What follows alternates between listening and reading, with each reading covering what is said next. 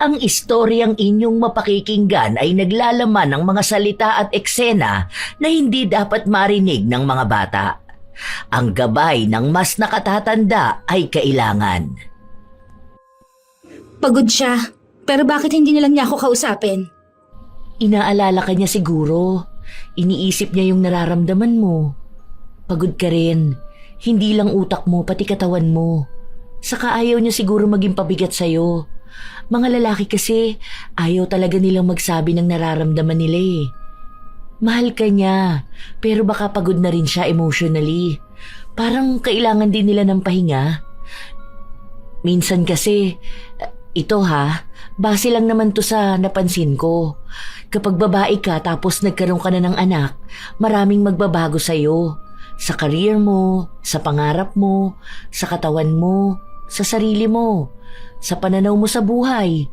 Iniisip ng lahat na laging lugi ang babae kapag nagkaroon na siya ng anak kasi hindi na siya tulad ng dati. Habang yung lalaki malaya lang, walang nagbabago sa kanila. Pero para sa akin, meron ding nagbabago sa kanila. Nagiging mas matured sila, ibig sabihin nun lumalalim din yung iniisip nila, yung responsibilidad nila, yung pressure. Kaya dapat hindi lang babae ang iniintindi, pati na rin yung lalaki. Pero hindi ko naman sinabi na hindi valid yung nararamdaman mo. Ang inaano ko, isipin mo rin kung bakit ganun ang asawa mo. Intindihin mo. Para naman din yun sa pagsasama ninyong dalawa. Sa ganung paraan, nagtatagal ang relasyon. Sa pag-unawa, kahit parehas na kayong pagod. May mga taong manloloko na hindi agad nakikita. Nadadaan sa matatamis na salita at mga pag-aalaga na hindi mo pagdududahan. Pero bawat pagtatago at pagbibigay ng sakit sa iba, magdudulot ito ng malupit na hinanakit at matinding kapalit. Ano kaya ang kahahantungan ng lahat? Magiging payapa ba ang pagsasama o patuloy na magbabayad sa pagkakasalang ginawa? Sabi, wala ka pa rin bang boyfriend? Nakakagulat ka naman, te. Akala ko naman kung anong sasabihin mo. Bigla ka ba namang nanahimik dyan eh? May niisip ka na pala. Para kang sinatita kung magtanong kailan ako mag-aasawa. Wala lang, naisip ko lang. Kasi ikaw na lang ang walang asawa sa inyong magkakapatid. Wala pa akong nakikilala na maayos, te. Yung dati kong BF, wala naman yung kwenta. Puro pasarap sa buhay. Gusto ko naman makakilala ng lalaking responsable, no? Ay, may ipapakilala ko sa'yo. Sa birthday ni Bochog, invite ko siya. Mabait yun. Tropa ko yun noon. Single din siya. Kaso kaedad ko eh. Okay lang ba yun sa'yo? Mas okay nga yun, te. Mas matanda, mas matured. Kesa naman sa mas bata kaedad ko puro sinungaling. Ayan, sakto. Feeling ko magugustuhan mo rin yun. Mabait siya eh. Pogi, maalaga, tapos family-oriented din yun. Tapos, engineer yun. Ay, malawatpad pala atake niyan, te. Sige, try lang. Pinapunta nga ni Pauline ang kaibigan niya noong unang kaarawan ng anak niya. Doon nagsimula ang pagmamahalan ni Nasabi at Jason. 3 taon ang nakalipas ay nagpakasal sila. May sarili na rin silang bahay, pero magkatabi lang sa bahay ni Pauline. May lupa kasi si Sabi doon, at yun na lang ang naisipan nilang gamitin para magpatayo ng sarili nilang bahay. Ayaw rin kasing malayo ni Sabi sa mga magulang niyang nakatira lang sa kabilang bahay. Isang araw, habang nasa bahay si Sabi, pumunta ang kanyang hipag kasama ang anak nito. Ay, ang batsyong namin na yan. Ang cute naman yan Halikang harito kay Tita Ganda. Naku, kanina pa yan gusto magpunta rito. Hanap niya rin si Tito Pogi niya raw. Naghamit ko na nga yan eh. Ang sabi ko magpupunta kami kay Tito Pogi at Tita Ganda niya. Basta ubusin niya yung pagkain niya. Ayun, inubos naman niya. Mabait na bata rin eh. Parang dito ng bahay niya. Natatawa ako. Di ba nga kagabi dito siya natulog tapos nagising na siya sa bahay? Sabi niya kung paano raw nangyari yun. Sabi niya kung may superpowers daw ba siya. Ang kulit talaga nito. Kulang na lang parang siya na yung anak namin. Kadidikit sa Tito Pogi niya, nagiging magkahawig na sila. Eh kailan ba naman daw kasi siya magkakaroon ng kalaro? Yung kalaro niya dun sa iba niyang tito, ayun bibihira niya lang makita. Wala pa nga te, bumubuo pa rin kasi. Pero parang hindi pa siguro ngayon ang panahon. Pero sana, ngayong taon magkaroon na. Magkakaroon na yan, tiwala lang. Huwag ka lang ma-pressure. Paano? Nag-aalala ako kasi malapit naman na ako mag-30. Eh baka may hirapan na ako ng mga anak no. Tapos ilang taon na ako noon. Ano ka ba? 27 ka pa lang naman. Malayo pa yan. Hindi naman siguro aabot ng ilang taon bago kayo magkaroon ng anak, di ba? Kalma ka lang dyan.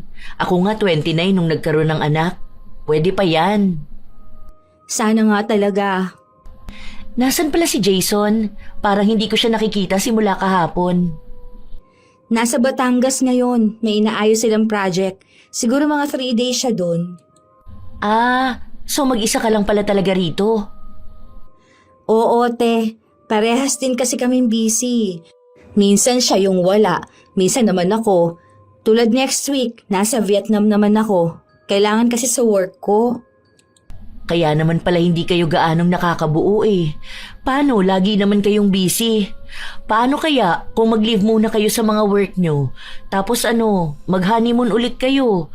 Yung hindi kasi kayo stressed.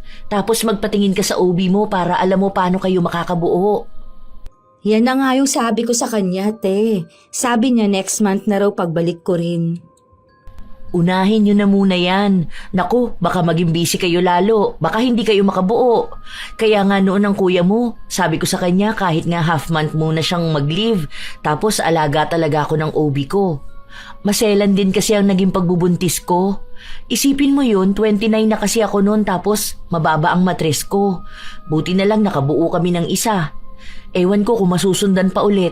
Siguro pagbalik na lang ulit ng kuya mo. Matagal pa yun dun sa barko eh. Mahirap din magkaroon ng asawa na seaman, no, te? Ay oo, sinabi mo pa.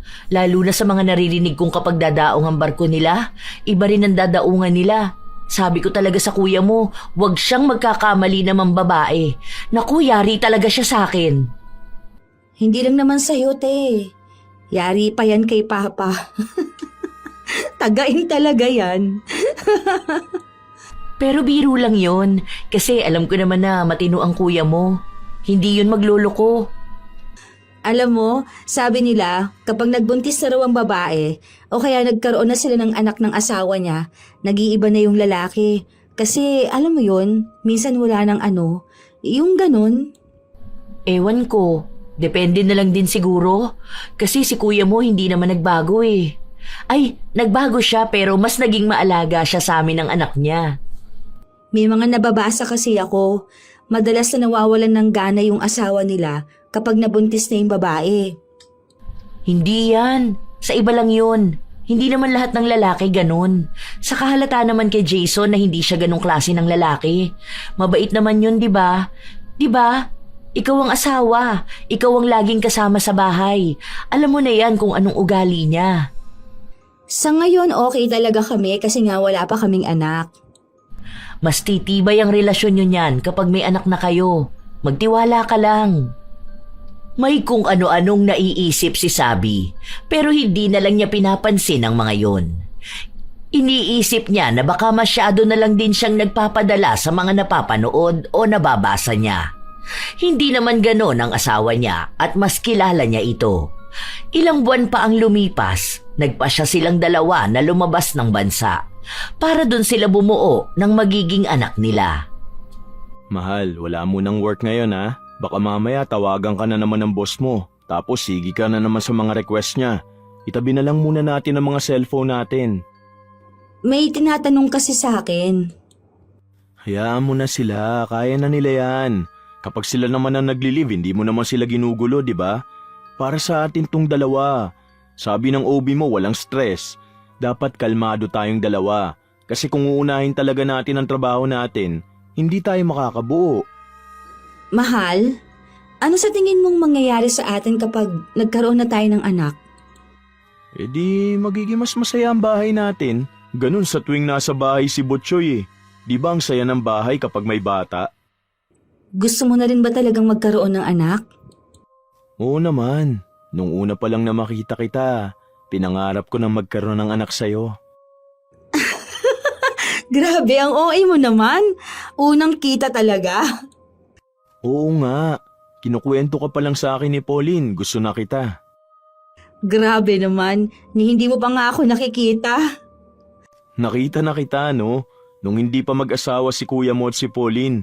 Nagpunta kami nun sa bahay nyo. Kaso hindi mo ako pinansin nun. Tapos nahihiya rin ako kasi ang bata mo pa. Tapos nakakahiya rin nandun yung kuya mo. Ilang beses ko kayang kinukulit si Pauline na ireto ako sa'yo. Kaso galing ka raw sa breakup nun. Huwag na muna raw kitang guluhin. Kaya nung nireto niya na ako, aba, hindi na ako nagpahuli. Ikaw na yung nakikita kong makasama sa future. Malamang ilalabang ko na talaga lahat. Kumbaga itataya ko na to, pati pato.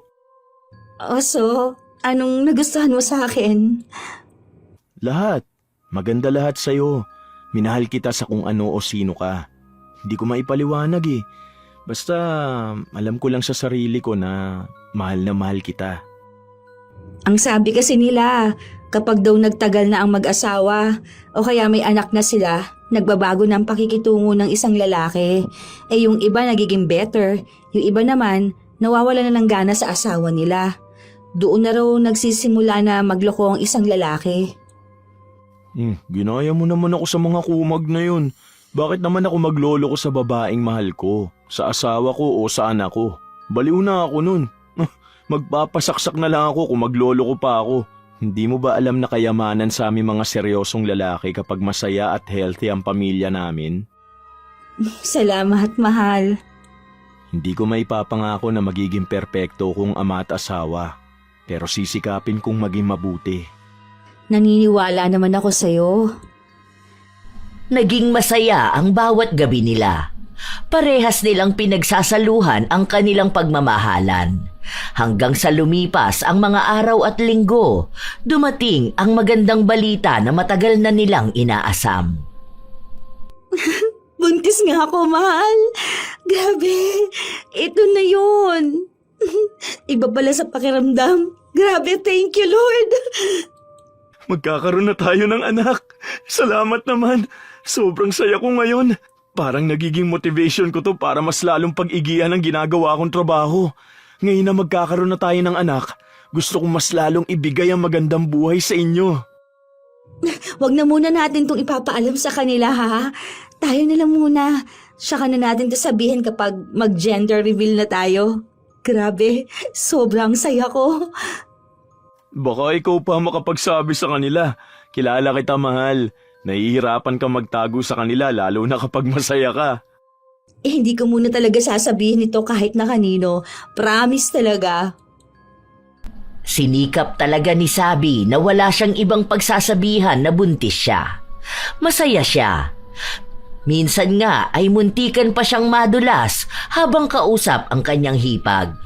Pero naalala niya ang pangako sa kanyang asawa na hindi niya ito ipapaalam sa kahit na sino hanggat hindi pa dumarating ang tamang araw na napag-usapan nilang mag-asawa. Akala ni Sabi, ganun lang kadali ang pagbubuntis. Pero doon na siya unti-unting nakaramdam ng pagbabago sa kanyang katawan. Isang araw pa, pumunta sa bahay niya si Pauline. May dala pa itong ulam. Sobra kasi yung nailuto ko. Dalawa lang naman kami sa bahay ni Botchoy. Nagbigay na rin ako kina mama tapos naisip ko na dalhan ka na lang din dito. Salamat dito, te. Alam mo, feeling ko, parang nananaba ka. Ewan ko lang kasi parang nakalobo kasi yung pisngi mo. Dami ko kasing cravings sa itong mga nakaraan.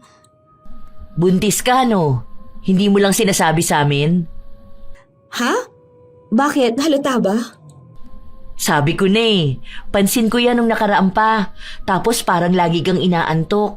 Nung nasa bahay tayo ni na mama, wala kang ibang ginawa kundi kumain.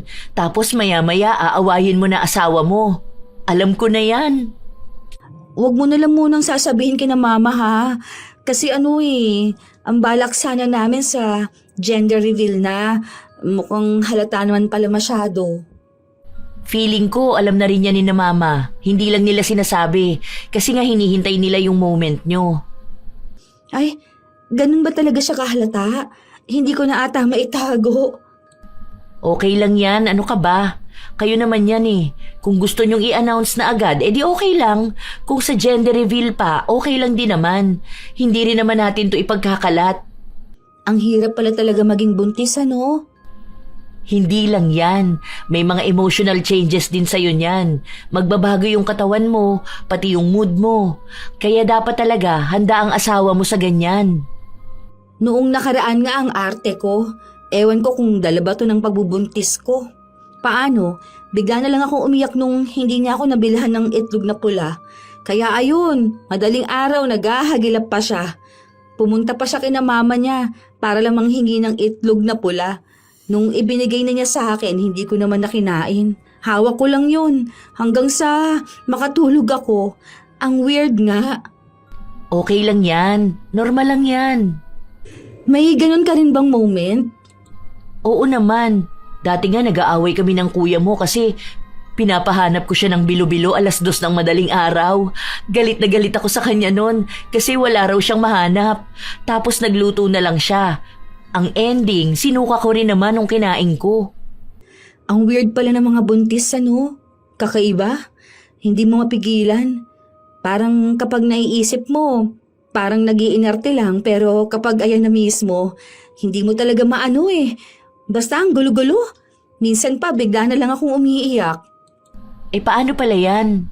May work ka pa ba? Meron pa naman, pero ngayon kasi twice a week na lang pasok namin.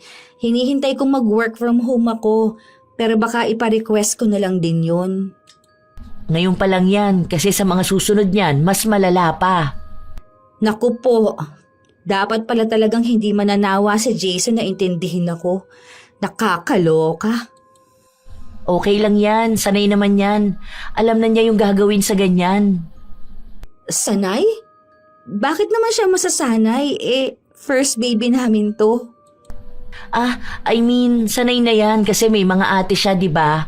Malamang napagdaanan niya na rin yan. Sa bagay. Kasi yung ate niya sa kanila tumira nung buntis eh. Sige na, magpahinga ka na pala. Congrats ha, masaya ako para sa inyong dalawa. Totoo nga ang sinabi ni Pauline dahil habang tumatagal, lalong nagiging kakaiba ang pakiramdam ni Sabi. Minsan pa, hindi lang siya ang apektado, maging ang kanyang asawa. Isang gabi, magkasama silang dalawa, nanunood sila ng mga cute na aso nang bigla na lang umiyak si Sabi. Oh, bakit ka umiiyak? Anong meron? Ang cute kaya ng mga aso. May naalala ka ba? Bakit ang cute nila? Hindi ko rin alam. Basta naiiyak na lang ako. Nakakagulat ka naman. Halika nga rito. Hug mo na lang ako. Ayaw mo na ba sa akin? Ha? Anong pinagsasasabi mo? Siyempre naman, love na love pa rin kita. Kung love mo ko, bakit hindi ka umiiyak sa aso? Ha? Iiyak din ba dapat ako? Hindi mo na ako mahal. Ayaw mo na sa akin. Doon ka na. Oo na, sige na, ito na, iiyak na rin ako. Nakakaiyak naman yan. Bakit ba ang cute-cute na mga aso? Hindi naman ganyan umiyak. Wala kang luha eh. Umiyak ka. Ginawa na lang ni Jason ang lahat para may mailabas na luha ang mga mata niya. Matapos nun, bigla na lang ding nakatulog ang kanyang asawa. Kinabukasan naman, galit na galit si Sabi. Naguguluhan na ako. Bakit nagagalit ka naman ngayon? Huwag ka sabing titingin sa akin, di ba? Nabubwisit ako sa'yo eh. Ano na naman bang ginawa ko? Natulog lang naman ako eh. Bakit ka ba kasi natulog ng nakapikit ha? Alam mo, naiinis na ako sa'yo. Hindi ko na alam kung ano bang trip mo sa buhay. Minsan bigla kang iiyak, tapos bigla kang magagalit sa akin. Pero kapag umalis naman ako, tatawag ka at iiyak ka na mismo ko. Hindi ko na alam kung anong gagawin ko eh. Nakakapikong ka na. Oh, kita mo, iiyak ka na naman. Bakit mo kasi ako sinisigawan? May trabaho pa ako. Bahala ka na dyan sa buhay mo. Ang gulo mo. Ilang araw na hindi nagpakita sa kanya si Jason. Panay siya tawag sa asawa dahil gusto na niya itong makita. Pero sinabi lang sa kanya na may proyekto ito sa kabilang bayan, kaya isang linggo siyang mawawala. Doon na nagsimula na manlamig ang relasyon nila. Habang lumilipas ang ilang mga linggo at buwan, lumalaki na rin ang tiyan ni Sabi. Paminsan-minsan na lang siyang inaatake ng kung ano sa emosyon niya. Pero nagagawa na niya yung pigilan. Dahil sa pagbubuntis niya, nawawala-wala na ang asawa niya. Hindi na ito katulad noon. Hanggang sa nanganak siya, parang wala lang si Jason. Nagpapakita ito pero hindi niya ramdam ang emosyon. Mahal, pasuyo naman ako. Pakuha naman ako ng inumin. Hindi ako makagalaw kasi baka magising si baby. Kaya mo na yan. Alam mo naman nakahiga na ako eh. Aabotin mo lang naman kasi mas malapit ka. Wag na, matutulog na ako. Itulog mo na lang din yan. Ganon sila madalas. Malaki ang naging pagbabago kay Jason simula nung nagkaroon sila ng anak. Hindi nito napanindigan ang ipinangako niya. Kahit na naroon siya, madalas na pakiramdam ni Sabi ay mag-isa lang siya. Dahil yun din naman ang unang beses niyang naging ina, pakiramdam niya ay hindi niya kakayanin.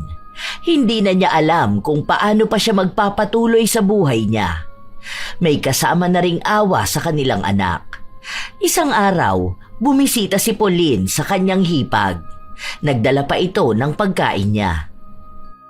Puyat na puyat ka. Halika nga, tulungan na kita mag-alaga dyan sa anak mo. Ako na lang ang magpapatulog. Ikaw, magpahinga ka na. Ang lalim ng mga mata mo. Ganito ba talaga maging inate? Hindi ko pala to kaya. Ang hirap.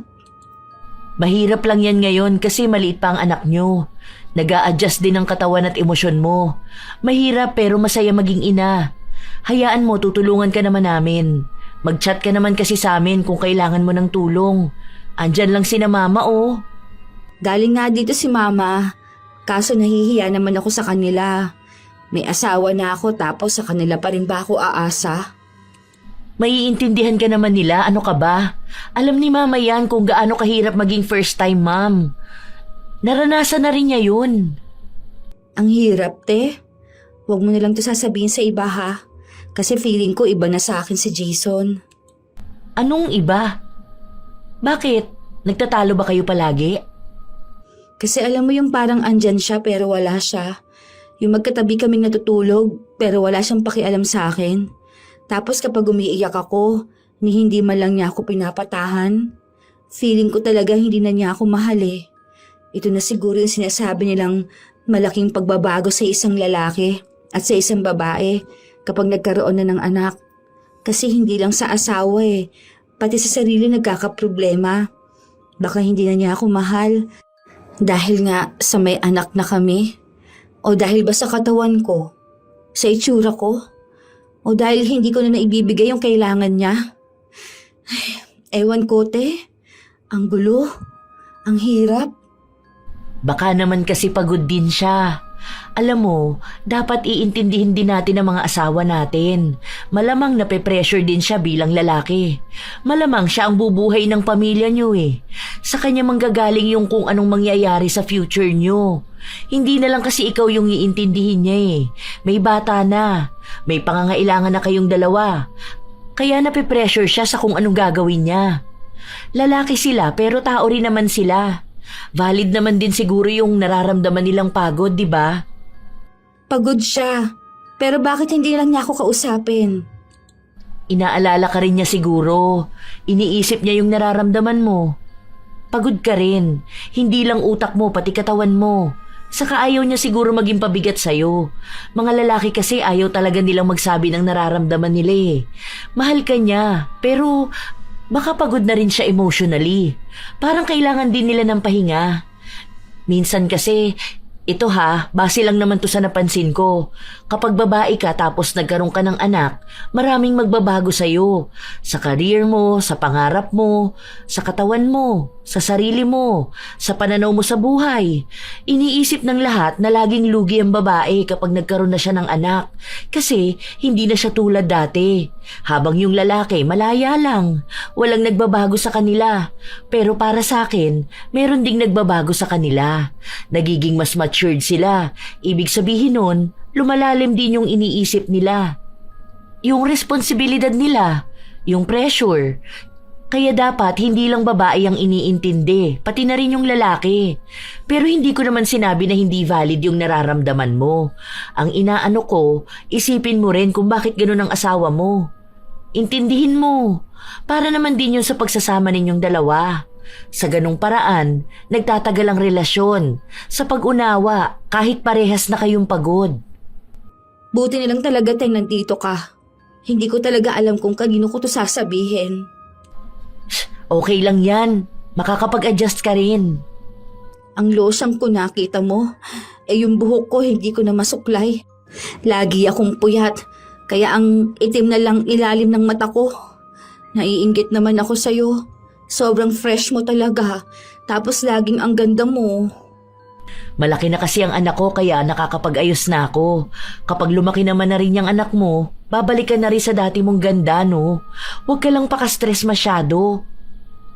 Sinubukan na lang ni Sabi na intindihin ang kanyang asawa. Pero palala ng palala ang paglayo ng damdamin nito sa kanya.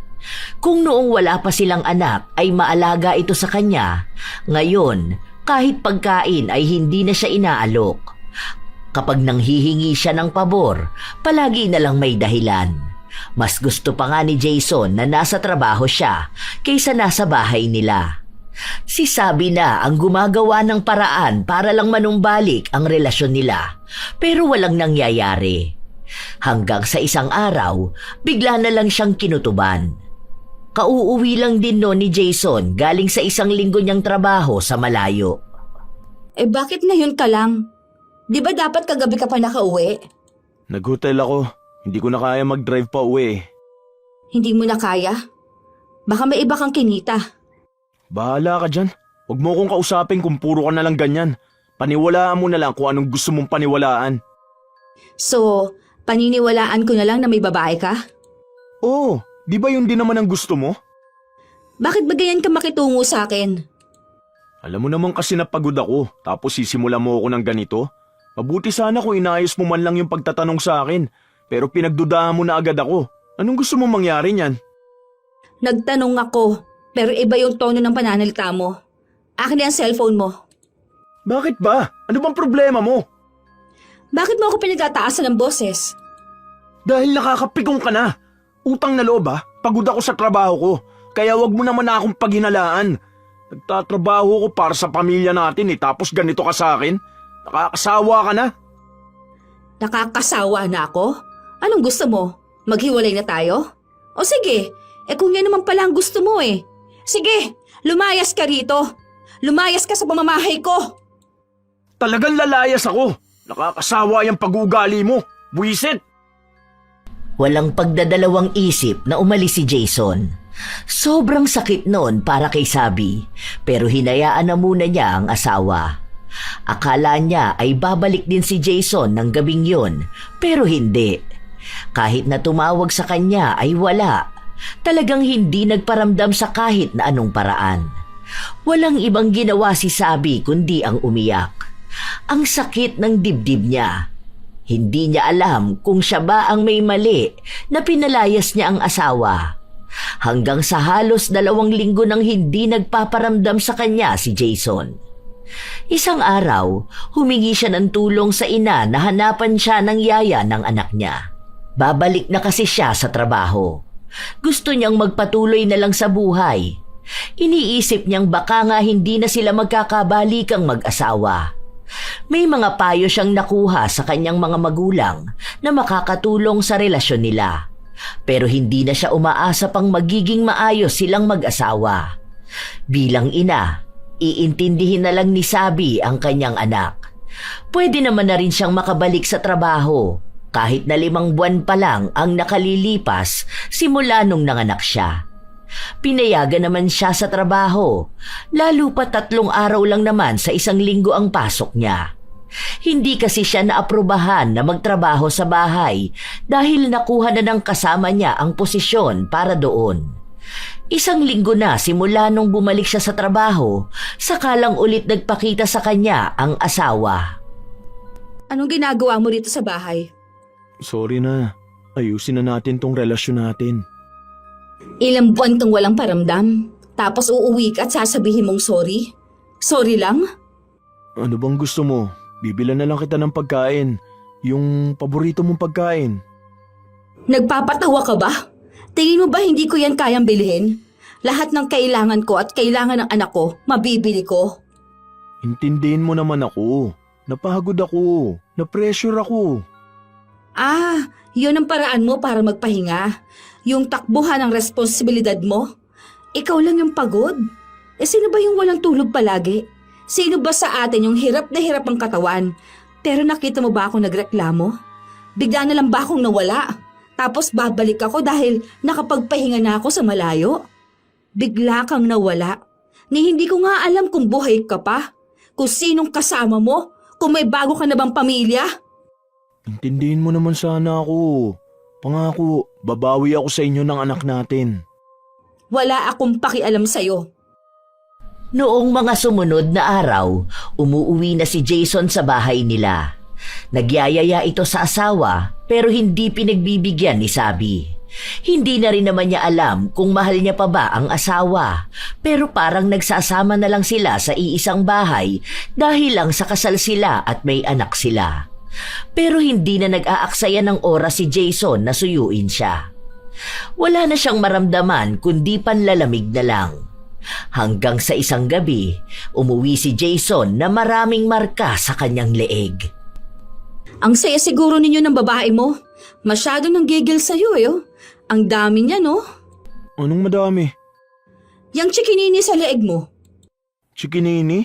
Hindi to chikinini. Malamok kanina sa site. Ang laki naman pala ng lamok na yon. Sinipsip na lahat sa'yo. Hindi na nagpaliwanag si Jason.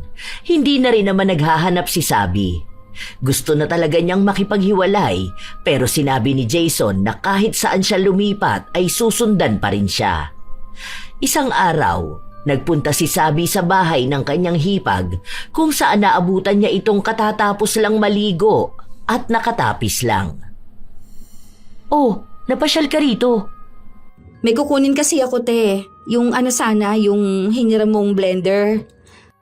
Ay, oo pala. Wait lang ha, naligo kasi ako at napakainit. Grabe nga yung init ngayon eh. Parang ang alinsangan talaga. Ang lagkit ng pawis ko. Baka uulan ito sa susunod na araw. Ang dami bang lamok dito sa inyo, te? Wala naman lamok dito. May ginagamit kami. Try mo yun para hindi lamukin ang anak mo. Send ko sa'yo link. Hindi naman kami nilalamok ng anak ko. Ang nilalamok yung asawa ko. Ang dami niyang kagat ng lamok eh. Parang lamukin kayong dalawa ah. Kasi ganyan din mga kagat ng lamok niya eh oh. Yung nasa leeg mo ba? Ah, ito ba? Sa park ko to nakuha. Nung nakaraan sinumpong ako ng allergy ko kaya pinagkakamot ko. Ah, kaya naman pala. Yung blender te, kunin ko na. Kasi kapag akin talaga gusto ko sa akin lang mismo eh. Kaya nga sabi ko kay kuya, ibigay niya mga kailangan mo. Para hindi ka mangapit bahay at manghiram ng pag-aari ng iba. Grabe, para naman yung linya sa mga pelikula. O sige, wait lang. Ito na. Salamat para sa pagpapahiram mo sa akin. Walang anuman. Meron nga akong hiniram mong gusto kong ibigay na sa'yo. Pero kung gusto mo lang naman ha? Ay, gusto mo talaga yon. Oh, ano ba yan? Asawa ko? Nasa asawa ko pa kasi ginagamit niya pa. Pero baka hindi na niya gagamitin next month eh. Iyon na lang. Salamat dito. Marunong ka rin pala magbalik. Para bang may ibang katauhan na sumapi kay Sabi nung mga panahon na yon. Hindi niya alam kung bakit bigla na lang siyang nagkaroon ng pagdududa kay Pauline at sa asawa niya. Alam niyang malabong mangyari yon pero hindi imposible. Ayaw niyang paniwalaan pero sunod-sunod na ang naging pahiwatig. Kapag aalis si Jason, aalis din si Pauline. Minsan, pinapaiwan ni Pauline ang anak niya sa biyenan niya. Tapos si Jason naman may biglaang proyekto. Yung mga bagay na hindi binibigyan ng pansin ni Sabi noon, unti-unti na niyang napagdudugtong at napagtatahi-tahi. Iniisip niya kung kailan yon nagsimula. Hindi siya matatahimik hanggat hindi niya nalalaman. Noong minsang tulog si Jason, kinuha niya ang cellphone nito. Sinubukan niya ang iba't ibang password pero hindi gumana. Hindi birthday ko. Hindi rin sa kanya o sa anak namin. Hindi naman anniversary namin. Anong password niya? Birthday ni Ate Pauline? Hindi rin. Paano kung birthday ni Batchoy? Teka, bakit birthday ni Batchoy ang password niya? Bakit hindi ang sa anak namin? Nanginginig na ang kamay ni Sabi habang tinitingnan ang cellphone ng asawa. Sa totoo lang, sa haba ng pagsasama nila o kahit nakasal na sila, hindi siya nakikialam ng cellphone. Ang sabi niya kasi, kahit na mag-asawa na sila, dapat ay may parte pa rin silang matatawag na privacy. Pero mukhang naging sobrang luwag niya sa asawa niya, kaya nagawa siyang lokohin ito. Nanghina ang tuhod niya sa mga nakita niya. Nakatago sa isang folder ang mga lumang litrato ni Pauline at Jason. Pati na rin ang mga video noong buntis si Pauline at hinahalikan ni Jason ang tiyan nito. Tinatawag niyang anak ang nasa sinapupunan ni Pauline. Hindi na niya kailangan pang magtanong. Doon pa lang ay alam na ni Sabi ang lahat. Hindi na niya kayang makita pa ang mga susunod. Napatunayan na niyang matagal nang may relasyon ang dalawa. At baka kaya siya nireto kay Jason para mas mapalapit sila sa isa't isa nang walang pagdududa na kabit ni Pauline si Jason. Simula noong nakita ni Sabi ang ebidensya, hindi na niya matingnan ng maayos ang dalawa. Nandidiri na siya. May mga kopya siya pero ayaw niyang isiwalat agad. Gusto niyang magdusa muna ang dalawa bago lumabas ang katotohanan. Sa susunod na 3 buwan pa naman ay uuwi na ang kuya ni Sabi. Doon niya ibubuko ang dalawa. Isang araw pa, habang nasa bahay lang ang mag-asawa, hiniram muna ng nanay ni Sabi ang anak niya. Kaya silang mag-asawa lang talaga ang naiwan. Mahal, gusto mo bang magbakasyon tayo? Marami akong ginagawa. May tinatapos akong project. Hayaan mo na lang muna yan. Gusto ko kasi makasama ka ulit eh. Yung tayo lang dalawa. Yung masaya. Hindi yung panay na lang tayo away. Sige na. Hindi mo ba nakikita may ginagawa ako? Bakit ba akong kinukulit mo? May regla ba yung babae mo kaya hindi ka makaisa? Ano bang pinagsasasabi mo? Wala akong ibang babae. Okay, sabi mo eh. Alam mo, kung takot ka sa sarili mong multo, wag mo naman sana ako idamay. Kasal tayo. May sinumpaan tayo. Ibang sumpa yung gusto kong sabihin. Ayusin natin to. Gusto kong bumalik tayo sa dati. Sorry na. Babawi naman ako. Bawian ka na lang sana ng buhay. 2 kayo ng babae mo. O sige, 3 na kayo. 3? Oo, para happy family kayo, di ba? Anong happy family yung pinagsasabi mo? Ha? Hindi kita maintindihan. Hindi ka naman siguro mangmang ano? Alam mo, yan ang isa sa problema sa'yo eh. May mga sinasabi ka kahit na hindi ko naman maintindihan. Hindi mo pinapaliwanag na maayos. Problema ba kung sabihin mo sa akin kung ano nangyayari? Ikaw nga, hindi ka umaamin sa akin, di ba? Tapos ako, gusto mong sabihin sa'yo kung anong problema? Wala akong aaminin dahil wala akong ginagawang masama. Wala ba? Tinarantado niyo kami ng kuya ko. Huwag ka na magkaila sa aking hayop ka. Pinaako ninyo pa sa kuya ko yung anak ninyo? O bakit? Para saan? Para lang maiahon yung putang inang babae na yun sa hirap? Ha? Hindi ko alam kung anong sinasabi mo. Huwag mo kami sinisiraan. Talaga ba? O bakit namumutla ka na ngayon? Takot ka na mahuli? Nakakahiya nga naman yun kasi, hindi ba? Utang na loob. Huwag kang mag-imbento ng mga kasinungalingan na ganyan. Alam mong hindi ako nag-iimbento. Tanga ka lang talaga. Parehas kayo. Sayang, hindi ko agad pinakinggan yung kutob ko. Okay na yun. Ang magandang dulot mo lang naman sa buhay ko ay yung anak ko. Hayaan mo, magsasama-sama na rin kayo sa impyerno. Kahit alam na ni Sabi, hindi pa rin inaamin ng asawa niya ang totoo. Alam na rin ni Pauline, pero nagpapanggap pa rin ito na para bang wala siyang malaking kasalanang nagawa. Galit na galit si Sabi. Hindi lang dahil niloko siya ng asawa niya, kundi pinaglaruan pa silang magkapatid. Kaya sa galit niya, hindi na naman niya napigilan ang sarili na kumprontahin ang hipag. Wala akong ginagawang masama. Ganyan talaga yung sinasabi ng mga malalande, ano? Wala raw silang kasalanan, pero nagpapakababoy sila. Sige, mag-enjoy ka muna sa buhay na ganito. Kasi, pagdating ni Kuya, babalik ka sa basurahan. Gusto mo, isama mo na rin yung asawa ko eh. Magsama-sama kayo mga punyeta kayo. Kung may problema kayo ng asawa mo, huwag mo ko idamay utang na loob. Inosente ang anak ko. Huwag mong pagbintangan ng kung ano-ano. Okay, inosente naman talaga yan. Kawawa nga siya eh. Walang alam na salot sa lipunan ang mga magulang niya. Mga walang kwenta at mga walang pakinabang. Idedemanda kita. Sige, go! Para magkalabasan ng baho dito. May papakita ko sa kanilang mga litrato at videos ninyo. Andun lahat eh. Kaya naman pala push na push ka pa sa akin na jowain si Jason. Yun naman pala, kabit mo siya. Tapos, gusto mong mapalapit sa kanya? Kapal? Grabe? Hindi mo lang kinabahan ano? Ay, mukha naman ding mas bet niya ako kapag sa kama. Lagi niya bang naiuungol yung pangalan ko kapag kayong dalawa? Sabi niya kasi sa akin, ako raw yung pinakamasarap eh. Mas mahal naman niya ako. Kita mo?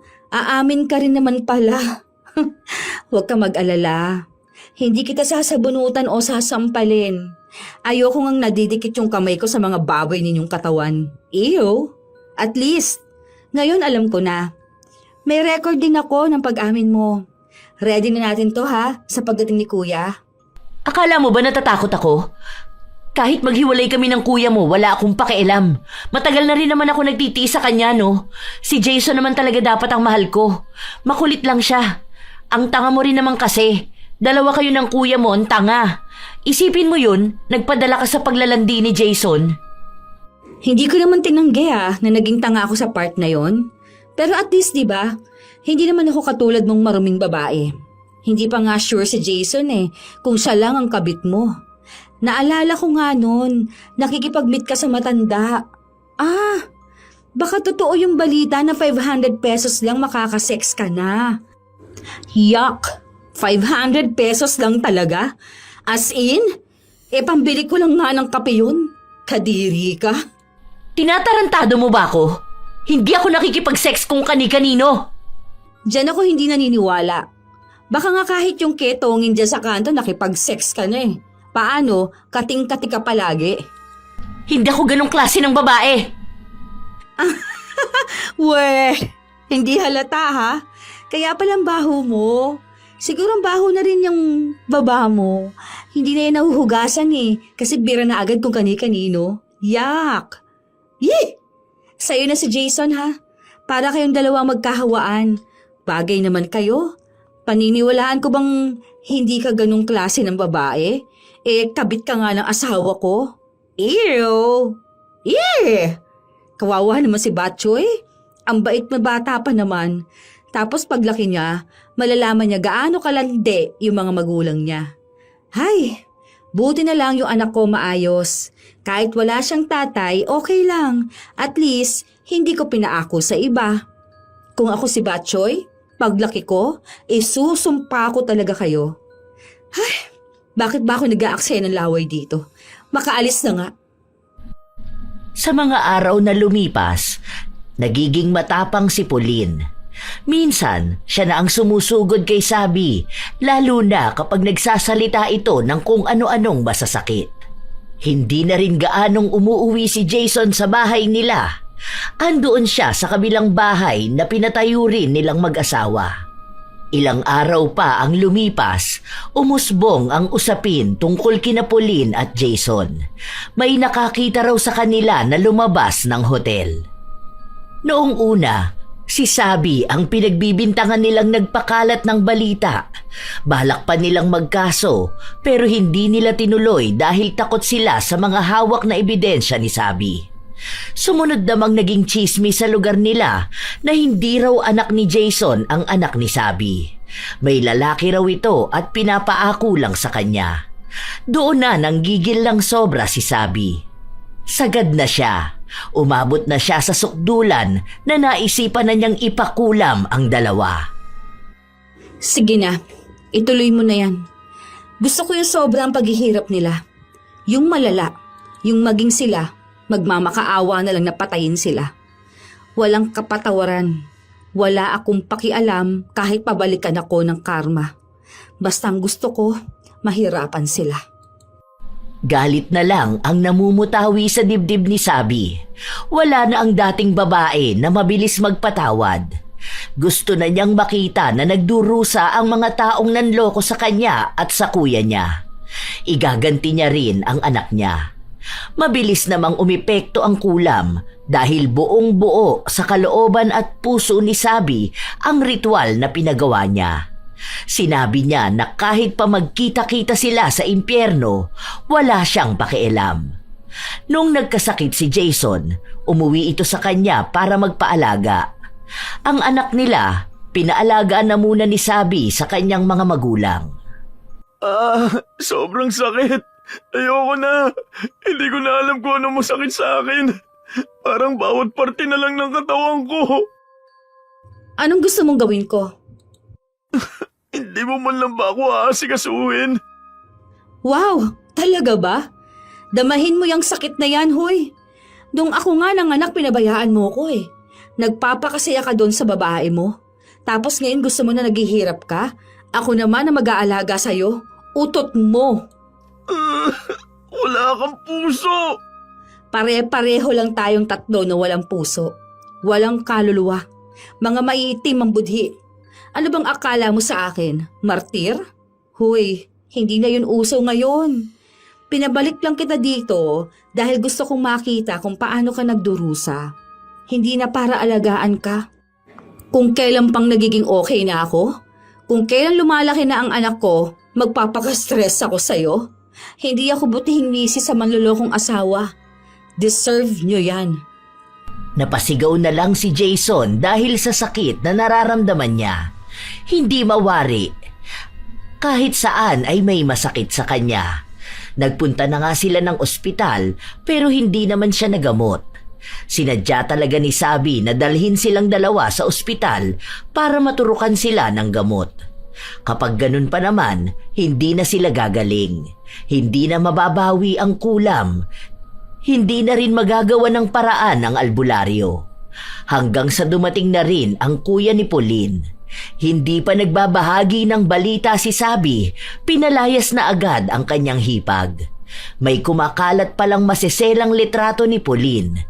Hindi nila alam kung kanino yun galing, pero si Sabi na ang pinagbibintangan ng dalawa. Siya lang naman daw ang may motibo na gawin yun. Buisit kang babae ka! Ikaw ang dahilan kaya ganito ako! Sinira mo pa ang reputasyon ko! Ang sakit ng katawan ko! Parang namamanhid! Parang ang daming tumutusok na karayom sa akin! Aray ko! Hindi ako nagpakalat nun. Baka sa mga pinagsendal mo. Bakit ko sa skandal mo? Hindi ko nga yun napanood. Kahit na magkaso ka at imbestigahan ako, wala silang makikita na kahit na ano sa akin. Hindi ka man lang naawa para sa akin, para sa anak ko. Wala kang puso.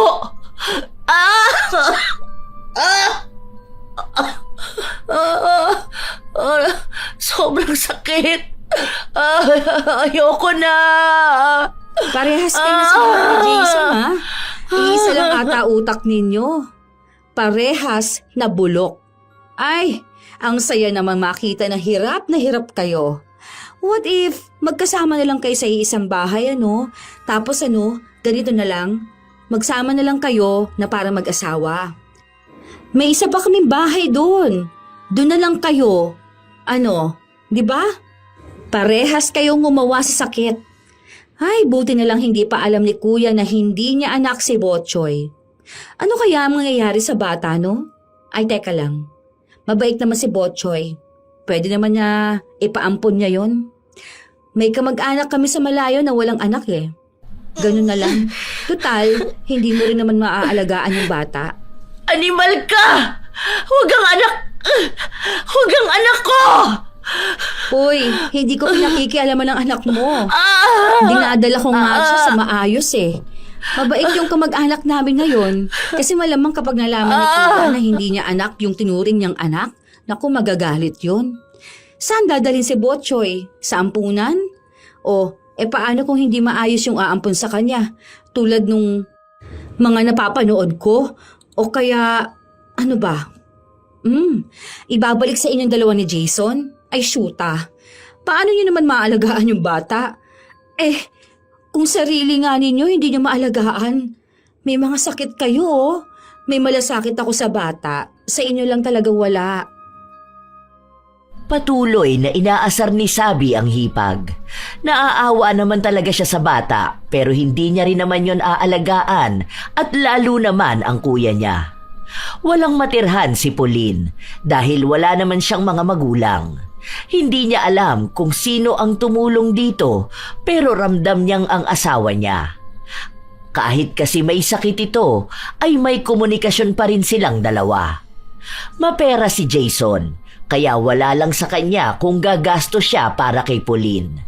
Bilang kabit niya naman ito, gagawin niya talaga ang lahat para maging ligtas ito. Isang beses pa, noong nasa bahay si Sabi, nagpunta doon ang kuya niya.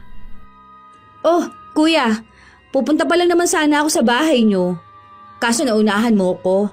Inasikaso ko lang kasi tong si Jason, pero paalis na rin sana ako. Hindi nagsalita ang kanyang kuya.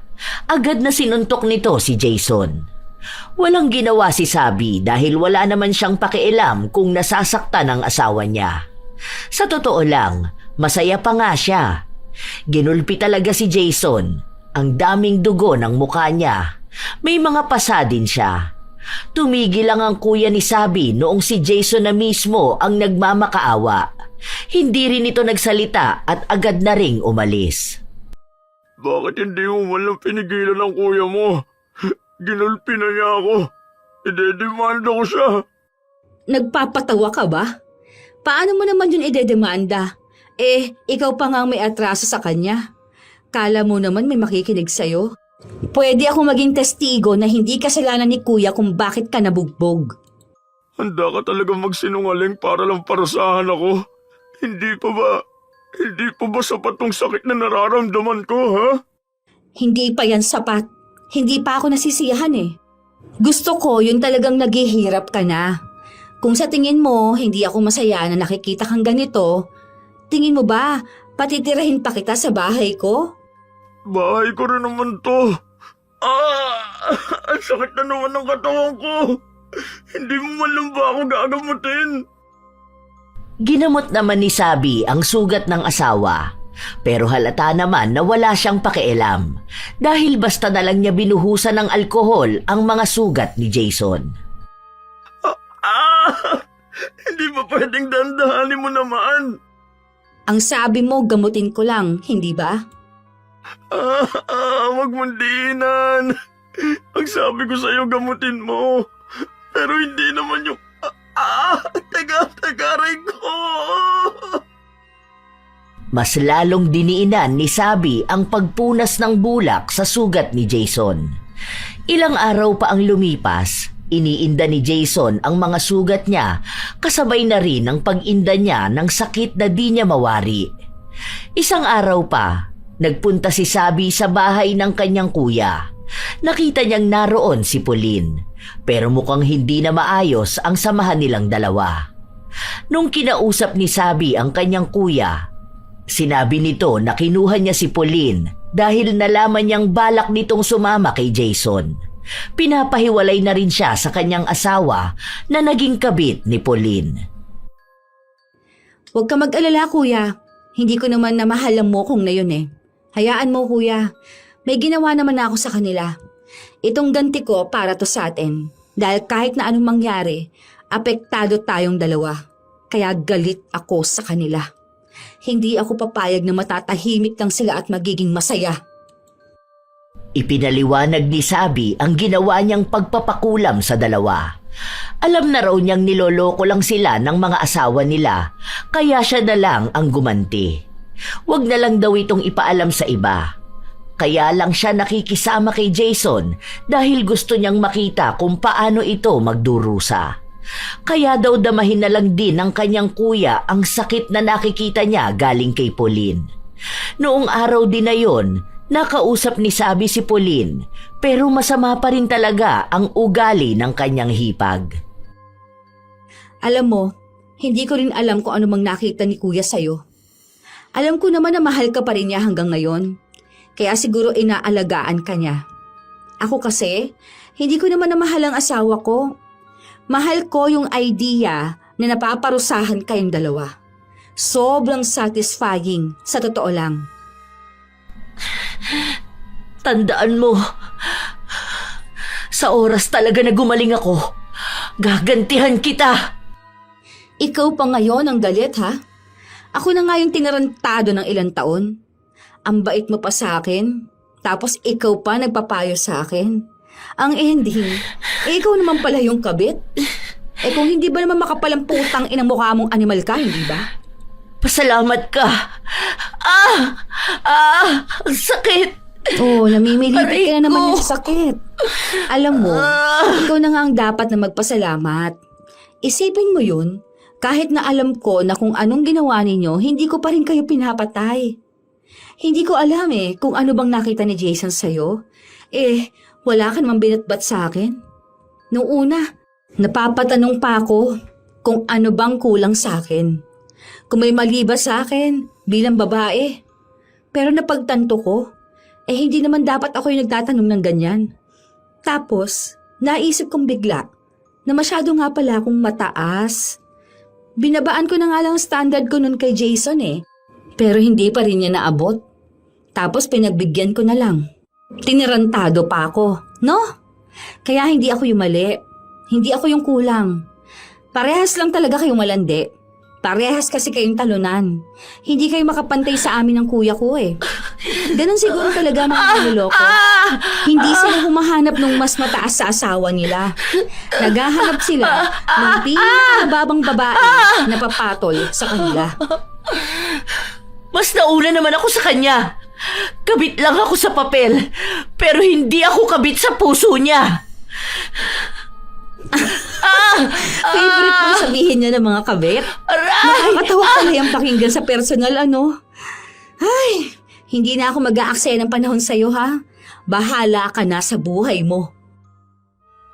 Noong umuwi si Sabi, naabutan niya ang asawa niyang namimilipit sa sakit. Wala yung nagbabantay sa kanya. Galit na galit nga si Jason dahil nagbabayad sila para sa tagabantay na hindi siya inaalagaan ng mabuti. Ang akala niya ay kakampihan siya ng asawa niya, pero hindi. Wala itong pakialam kahit nasa sahig lang siya matulog, kahit pa buong araw siyang umiyak dahil sa sakit na nararamdaman niya. Wala ring pakialam sa kanya kung kumain na ba siya o hindi. Bakit mo ba ito ginagawa? Alam ko naman na nagkasala ako. Wala na ba akong karapatang magbago? Hindi ka kasi naniniwala sa akin. Paano ako maniniwala sa'yo kung alam ko na kung anong pinaggagawa mo? Hindi mo ako minahal. Tapos sasabihin mong magbabago ka? Para kanino ka naman magbabago? Para sa anak ba natin? Aba, hindi ikaw ang tatay nun.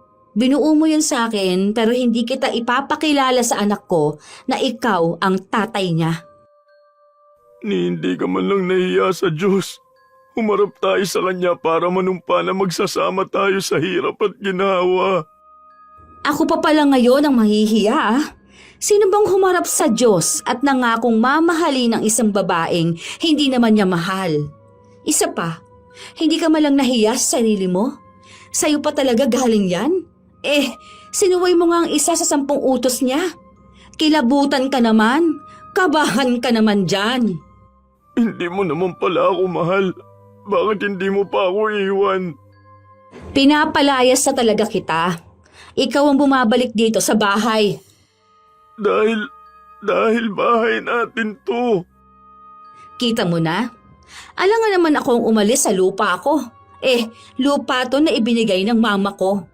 Parehas lang kayo ng babae mong makapal lang muka. Iba talaga ang paniniwala ng mga manloloko Kahit na sila na ang gumawa ng mali, ibang tao pa rin talaga ang sisisihin nila. Kaya parehas kayo napaparusahan. Tama lang yan. Masaktan kayo ng walang katapusan. Ito talaga yung nagpapasaya sa'yo. Kung gusto mo lang naman pala ako mahirapan hanggang sa mamatay ako, bakit hindi na lang ikaw ang sumaksak sa akin ng paulit-ulit? Ayokong dumihan ng kamay ko. Hindi ito dadampi sa inyong dalawa dahil ibang gagawa nun para sa akin. Utang na loob, ayoko na. Sobrang sakit na nito, ayoko na. Sige pa. Sakit. Gusto ko yung maririnig talaga kitang nagmamakaawa dahil nasasaktan ka. Kung pwede lang sana na naririnig ko rin si Pauline Pero okay lang. Si kuya naman ang nakakarinig ng ganito. Kaya sige pa, isigaw mo pa ang sakit na walang katapusan. Habang lumilipas ang mga araw, palala ng palala ang sakit na nararamdaman ni na Jason at Pauline. Nakakakuha ng balita si Sabi kung anong nangyayari sa kanyang hipag. Sinabi ng kuya niyang wala na raw pinipiling oras ang sakit na nararamdaman ni Pauline. Mataas nga raw ang lagnat nito dahil hindi niya kinaya ang sakit kagabi. Wala itong tulog, walang kain. Talagang purong pagdurusa lang. Ganon mismo ang kay Jason. Kaya tuwang-tuwa si Sabi. Alam niyang epektibo ang ginawa niya. Nabibigyan ng gaan ang kanyang dibdib kapag nakakaganti siya. May nagsabi pa nga sa kanya na patawarin na lang niya ang asawa niya pero sinabi niyang hindi niya yon magagawa. May mga kasalanan na napapatawad pero may mga kasalanan na mahirap patawarin. Hanggang sa halos 3 araw na sunod-sunod na sumisigaw si Jason dahil sa sakit na nararamdaman niya. Bumagsak ang katawan niya dahil wala siyang nakakain. Ang bantay niya wala ring pakialam sa kanya. Parang awa mo na. Patayin mo na lang ako, Sabi. Ikuha mo ako ng kutsilyo kahit na ako na lang ang papatay sa sarili ko. Utang na loob. Huwag ko lang maranasan tong paulit-ulit na sakit. Hindi ka pa pwede mamatay. Inaayos pa ni Lucifer ang kwarto mo. May pa-red carpet ka pa naman bago pumasok sa impyerno. Ayoko na. Parang awa mo na. Hindi pwedeng ayaw mo na. Noong masaya ka, na niloloko kami. Hindi nyo naman naisip, di ba, na ayaw nyo na? Parang hindi na ikaw yung babaeng pinakasalan ko. Maunawain ka. Mabait. Mapagpatawad. Kaya parang awa mo na. Kung ano mang nagawa ko, patawarin mo ko. Talagang hindi mo kilala kung sino ang pinakasalan mo, no? Hindi mo na ako makukonsensya dahil noong nagpasya akong maghiganti sa inyo, nawala na rin ako ng konsensya gaya ninyo. Mali ka kasi ng pinakasalan at niloko. Mabait ako kung sa mabait, pero ngayon, alam mo na kung paano ako maging demonyo sa demonyo. Kung wala kayong puso noon, mas lalong wala akong puso ngayon. Binabalik ko lang kung ano yung sakit na nararamdaman ng taong niloko. Mas masakit pa nga dyan ang pinagdaanan ko. Para akong pinatay ng paulit-ulit nung nalaman ko. Tapos ang ginawa nyo, pinagpatuloy nyo pa rin. Tapos sa akin kayo nagalit. Ngayong wala na kayong pagpipilian, tsaka kayo hihingi ng tawad. Wala na. Tapos na. Wala na nga ako na madaling magpatawad. Dapat lang yang mangyari sa mga tulad ninyo na manloloko. Muli na namang namilipit si Jason sa sakit. Ilang beses siyang nagmamakaawa at humihingi ng tawad sa asawa niya, pero wala talaga siyang napala. Hindi na ito ang utu-utong sabi na madaling mapakiusapan. Ibang sabi ang nakikita niya ngayon. Ganon din ang akala ni Pauline. Akala niya ay mapapatawad siya ni Sabi. Noong dumalaw kasi si Sabi sa bahay ng kanyang kuya, kinausap siya ng hipag. Ano ba yan? Pinag-isipan nyo ni Jason? Iisa ata ang script na gamit nyo, no? Kasi parehas kayo nagmamakaawa at humihingi ng tawad eh. Totoo na talaga to. Gusto ko na rin makabawi sa kuya mo. Miss na miss ko na rin ang anak ko eh. Gusto ko na ulit magkaroon ng masayang pamilya. Masayang pamilya? Oh, hindi naman anak ni kuya yung anak ninyo ni Jason. Mabait si kuya, kaya hindi niya magantihan yung bata. Tapos napamahal na rin siya. Hayaan mo na yan. Para naman maipakita ko kay kuya na talagang nakakaganti na siya. Kahit wala siyang ginawa. Walang kapatawaran to eh. Ginago niyo ko. Kami ni kuya.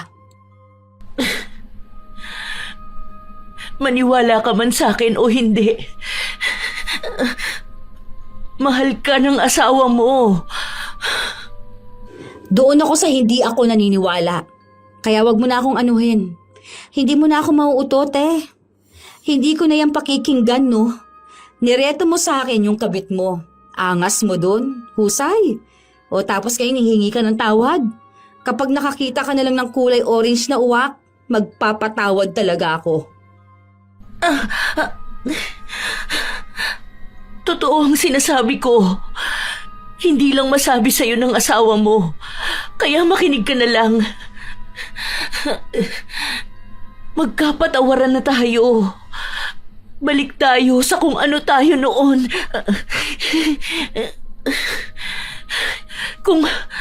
Kung anong buhay meron tayo. Masaya lang. Sinira nyo yun. Tapos ngayon gusto nyong ibalik? Kahit anong pang-uuto mo, wala na. Hindi ako makikinig sa'yo. Wala akong ibang pinakikinggan kundi ang sarili ko lang. Huwag mong sirain ang sarili mo para sa amin. Uy, grabe naman yan mang-gaslight ha. Talagang sanay na sanay, no? Parang awa mo na. Patawad.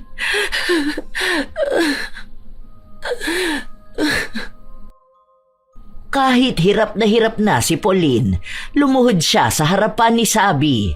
Halos handa na rin itong halikan siya sa paa, basta hilingin lang ito ni Sabi. Iniisip niya na yon ang paraan para magpatawad ang hipag, para lang maging malaya na rin sila sa sakit na nararamdaman nila. Pero walang ni katiting na awa o konsensya na nararamdaman si Sabi. Dahil sa tuwing titingnan siya sa mata ni Pauline, wala siyang nakikitang sinseridad. Sa halip, para bang minamaliit pa ang galit niya at inaakala na ganun lang siya kadaling magpatawad at mauto. Ang nag-iisang tao na pumasok sa utak ni Sabi na naaawa siya ay ang anak niyang nadamay sa kalokohan ng dalawa. Kaya mas lalo siyang nanggagalaiti sa galit. Kaya lang kayo humihingi ng tawad dahil wala na kayong pagpipilian. Kilala ko na ang karakas ninyo eh. Walang masamang tao na nakikita ang mali niya. Kaya lang sila humihingi ng tawad para magawa ulit nilang manipulahin ulit yung taong nagawa nila ng mali. Hindi ko tatraydo rin ang sarili ko para magpatawad. Kung ang ibang tao kaya magpatawad, pues ako hindi. Magdusa kayong dalawa. At gusto ko na makita yon. Tinalikuran ni Sabi ang hipag na nakaluhod pa rin. Buo ang paninindigan niya sa mga sinabi niya dahil hindi siya nagpapaapekto sa kahit na sino. Kahit paggamitan siya ng salita ng Diyos dahil alam niyang ang mga gumagamit nun para ibato sa kanya, mga taong masasama at marurumi. Kaya wala silang karapatan na konsensyahin at pilitin siyang magpatawad, lalo na kung ayaw niya naman talaga. Isang araw, nasa bahay lang siya. Nakita niya si Jason na marumi ang suot na damit. Kakakain lang kasi nito. Hindi siya pinakain ng bantay niya. Inabutan lang siya ng pagkain. Kahit pa nga anong pagalit ni Jason sa nagbabantay sa kanya, hindi ito nakikinig.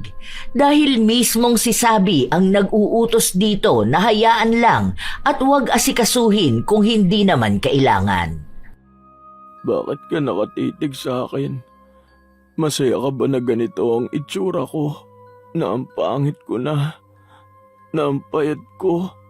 Tapos, sobrang nahihirapan ako. Bakit ka humihingi ng tawad sa akin tapos ganyan ka pa rin makipag-usap? Anong dahilan? Para saan kung magpapatawad ako, ha? Alam kong kinukulam mo kami. Nanghingi ako ng tulong sa tiyahin ko. Gumagawa na sila ng paraan para mabalikan ka ng kulam. Makakarma ka rin naman. Sana nagpatawad ka na lang, di ba? Sabi ko na nga ba, hindi totoo yung paghingi ninyo ng tawad sa akin eh. Buti na lang matalino ako. Hindi ko ginagamit ang emosyon ko kapag nagdedesisyon ako. Magpakasaya ka na ngayon. Dahil sa mga susunod, babalikan ka rin ng karma. Okay lang, at least nakaganti ako sa inyo. Kung alam ko lang na kaya mo tong gawin, hindi na ikaw ang pinakasalan ko. Okay lang din, kasi ako rin naman. Parehas lang tayo nagsisi sa kasal na to. Siguro iisa lang ang hindi ko pinagsisihan, yung anak ko. Hayaan mo na. Kung babalikan ako niyang sinasabi mong karma, edi okay lang din. Hindi naman na rin mawawala yung sakit ninyo eh. Buo ang kumpiyansa ni Sabi na hindi magagamot ng albularyo ang dalawa. Kung sakali man na mababalikan siya ng kulam o kaya ay ipakukulam siya ng kung sino man, wala na siyang pakialam doon. Dahil nakita naman niya sa sarili niya kung paano niya naparusahan ang dalawang tao na nanakit sa kanya. Hindi man sapat ang pinagdaanan nilang sakit, sapat naman na nakaganti siya kaysa sa wala. Ilang linggo ang lumipas, wala namang nangyari sa kanya. Sa halip ay mas lumalala pa ang naging kalagayan ni Pauline at Jason. Umabot na sa punto na hindi na sila nakakakilos dahil sa sakit. Hirap silang huminga. Ang akala ko ba akong makakarma? Parang nadoble pa yata yung nangyari sa inyo. Sa halip na sa akin, sa inyo pa napunta. Parang kahit ata yung naghahatol ng karma, alam sino sa atin ang dapat na managot. Kahit na alam kong may kasalanan din ako sa paglapit sa mangkukulam. Hanggang kailan mo ba gustong makita na ganito kami? Hanggang kailan? Ha? Hanggang sa huling hininga nating lahat. Kung ako man o kayong mauna, kahit na alin doon, gusto kong hanggang sa huli, nahihirapan kayo. Wala na akong ibang hinihiling kundi yun. Magiging masaya ako kapag nalaman kung wala kayong magiging taka sa paghihiganti ko. Ganyan talaga? Ilang beses na kaming humingi ng tawad. Hindi mo magawang magpatawad. Paulit-ulit na lang tayo. Sinabi ko na sa inyong hindi ako magpapatawad ng mga taong hindi naman totoo sa mga sinasabi nila. Itaga mo yan sa bato. Ilang beses kayong humingi ng tawad sa akin, pero ramdam kong hindi yun totoo. Hindi ako tanga at hindi ako manhid. Hindi niyo ba talaga ramdam kung gaano ako kagalit na galit sa inyo, ha? Hindi pa ba halata para paniwalain ang sarili ninyo na madadala ninyo ako sa paningin ninyo sorry? Kahit na para na lang sa anak natin. Sige na, ipapangako na namin at titigil na kami. Iiwas na ako kay Pauline kapag gumaling na ako. Hindi na ako magloloko. Mamahalin na kita ng totoo. Lalayo tayo. Magbabagong buhay ako. Ipapakita ko sa'yo na totoo na to. Wala akong nakikitang sinseridad. Alam mo kung ano na lang ang gagawin ko? Kami na lang ng anak kong lalayo at ipaaalam ko sa kanyang patay na ang tatay niya. Kailan ko lang din napagtanto na hindi ka naman talaga namin kailangan. Iiwan mo ko ng ganito. Kung iiwan mo lang din naman pala ako, bakit hindi mo pa ako hayaan na maging maayos? Yung hindi ganito na hirap ako. Paano ko naman bubuhayin ang sarili ko niyan? Hindi ko na kasalanan yun. Bahala ka na sa buhay mo. Basta aalis kami. Ibebenta ko na rin tong lupa ko. Babayaran kita para sa parte mo sa bahay. Pero yun na lang yun. Wala ka na maririnig na kahit na ano mula sa akin. Huwag namang ganitong klase ng parusa. Kahit naiwan mo na lang ako, huwag mo naman akong pahirapan. Hindi. Gusto ko yung ganyang parusa eh. Para makita mo kung ano yung mali mo. Para magsisi ka habang buhay. Yung palagi mong sisisihin ng sarili mo sa anumang pinagdaraanan mo. Yung mapapasabi ka na kung mauulit lang ang panahon, hindi mo nagagawin yung kaparehas na kasalanang nagawa mo ngayon. Hindi kita patatawarin kahit na mamatay ako. Ganito nakatigas ang puso ko. Dahil alam ko namang hindi ka malulungkot kapag nawala ako at ang anak ko. Kapag gumaling ka, magiging malaya ka lang. Guguluhin mo lang ang buhay ng ibang tao. Kaya tama na yan, para sagad sa kaluluwa ang parusa. Ilang beses pang nagmakaawa si Jason pero hindi na siya pinakinggan pa ni Sabi. Buo na ang loob niyang iiwan ng asawa at titira sila ng anak niya sa ibang lugar kung saan hindi sila madaling makikita ni Jason, maging kahit pa sinong kamag-anak nito. Umalis nga si Abby, kasunod naman nun ang pagbebenta ng bahay nila. Malaking pera ang ibinigay niya kay Jason, pero hindi naman makakilo si Jason, kaya wala ring halaga ang pera. Tumira ito sa lansangan ayon sa mga nagbalita kay Sabi. May kamag-anak naman daw na kumuha kay Jason, pero nung naubos na ang pera niya ay pinabayaan na lang din siya nito. Patuloy pa rin ang sakit na nararamdaman niya. Hindi na siya gumaling pa. Si Pauline naman, kasama pa rin ng kuya ni Sabi dahil mahal talaga ito ng kuya niya. Pero hindi na rin ito gumaling sa sakit niya. Hinihintay na lang ni Sabi na manawa ang kuya niya para iwan niya si Pauline. Dahil kung ano dapat ang nangyayari kay Jason, yun din ang mangyayari sa kabit nito. Kahit naman sabihin niyang hindi na ganon makitungo ang kuya niya kay Pauline, naglaan pa rin naman ito ng oras at pera para maalagaan ito. Pero labas na si Sabi sa desisyon ng kapatid. Ang alam niya lang, paninindigan niyang tama ang kanya. Palalakihin niya ang anak niya ng mag-isa at hihintayin na dumating ang panahon na maghilom siya. Baka sa pagkakataon na yon ay makapagpatawad na siya. Hindi naman talaga ganon kadali masabi na magpatawad ang isang tao kapag labis siyang nasaktan. Iba-iba naman ang desisyon ng bawat isa sa kanilang buhay. Dahil may mga sugat na hindi agad nagagamot ng panahon. Dahil minsan, bumabalik sa kanila ito ng mas masakit pa. Hindi rin naman obligadong magpatawad ang taong nasaktan dahil hindi lahat ng pagkakamali ay kayang tumbasan ng salitang patawad. Lalo na kung tungkol ito sa pagtataksil. Lalo na may mga asawang taksil na hindi marunong umako ng sariling pagkakamali. Humihingi ng tawad na hindi naman galing sa puso. Hindi kasalanan ng niloko kung bakit nagloko ang asawa. Hindi kakulangan ng pagmamahal, hindi pagkukulang ng pag-unawa, at lalong hindi pagkakamali ng taong nanatiling tapat. Ang pagtataksil ay desisyon, hindi aksidente, hindi tukso, hindi pagkukulang ng iba. At kung may mga taong pinipiling manatili, may mga taong pinipiling umalis. Walang tama o mali sa pagpili ng sarili matapos ang paulit-ulit na panlilinlang. Dahil ang kasal ay hindi kontratang pumapayag sa pambabastos at ang pagmamahal ay hindi dahilan para tanggapin ang paulit-ulit na sakit. Tandaan na ang taong marunong magmahal ng tapat ay walang obligasyong magtiis sa taong piniling magloko. Tunay naman mga apo na mahirap talagang magpatawad kapag usaping pagluloko at maraming gusto talagang maghiganti. Kayo ba mga apo? Ano ba sa palagay ninyo?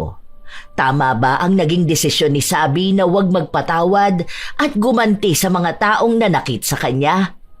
Kung kayo ang nasa sitwasyon niya, anong mas pipiliin ninyo? Magpatawad sa ngalan ng kasal at anak o magpakalayo-layo para magsimula ng bagong buhay? Ikomento nyo na yan upang aming mabasa. Naway may aral na naging hatid ang ating bagong kwento. Ito ang inyong Lola Telang at maraming salamat sa pakikinig nyo mga apo. Yo mga apo, yo mga apo, yo mga apo, yo mga apo, yo mga apo.